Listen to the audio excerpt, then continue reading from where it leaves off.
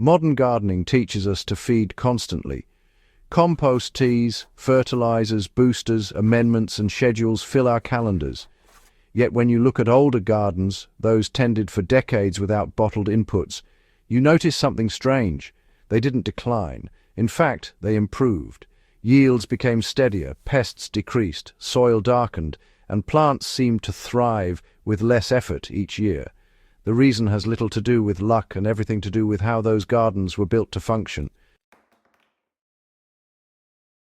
Soil was treated as a system, not a container. Older gardens weren't managed like pots filled with dirt that needed constant refilling.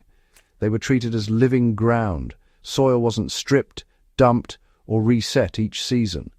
It was layered, protected, and allowed to evolve. Each year added organic matter, not disturbance.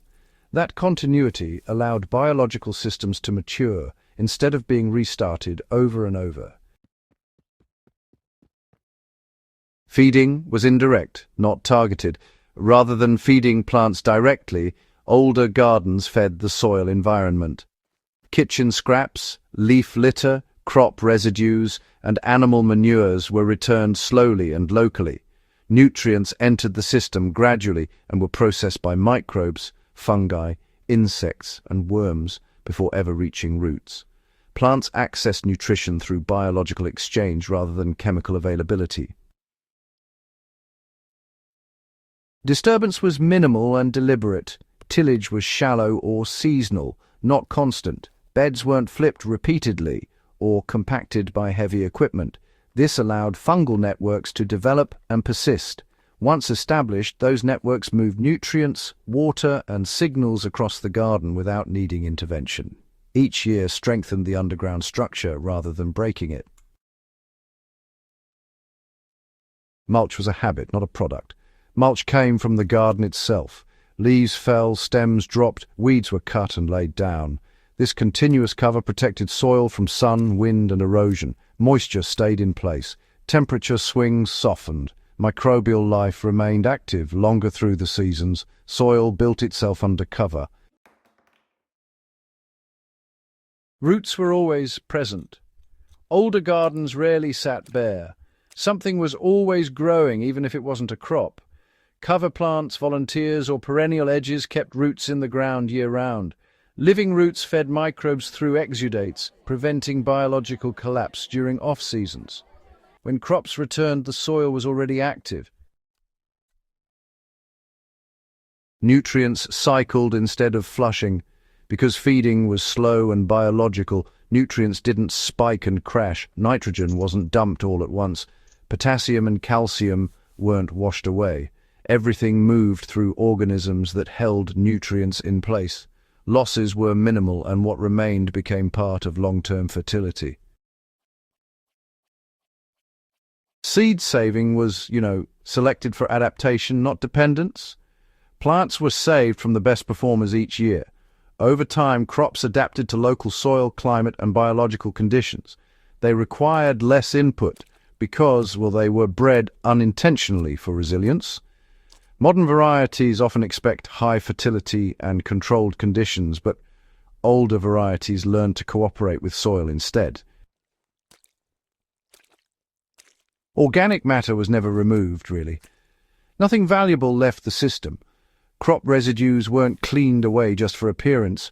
Weeds weren't hauled off either. Even animal bedding returned to the soil.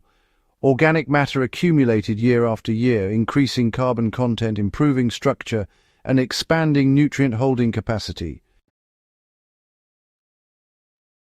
Watering supported roots, not convenience.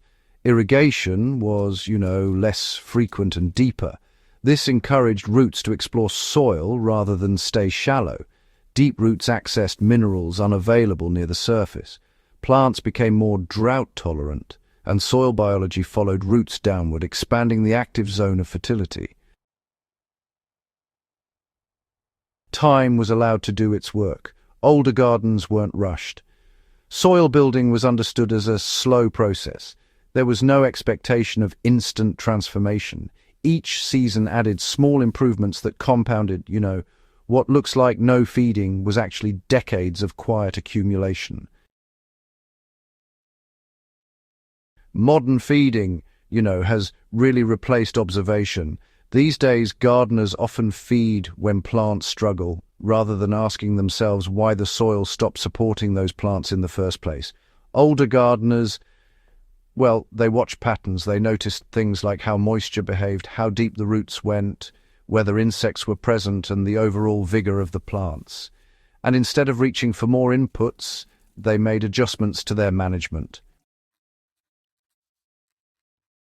The result in the end was soil that fed itself. After enough years, these gardens reached a kind of tipping point. Soil organisms began recycling nutrients efficiently. Organic matter helped to buffer the pH. Microbial populations, they stayed balanced. Feeding simply became unnecessary because the system had become self-sustaining. So what does this mean for today's gardeners? Well, the lesson isn't to just stop feeding abruptly. It's really about not resetting the system. Try to reduce disturbance, keep the soil covered, return organic matter, and maintain living roots. Feed the biology instead of the plants. Over time, the garden will honestly begin to improve all on its own. Older gardens didn't thrive simply because they were fed less. They thrived because, in a sense, they were allowed to remember.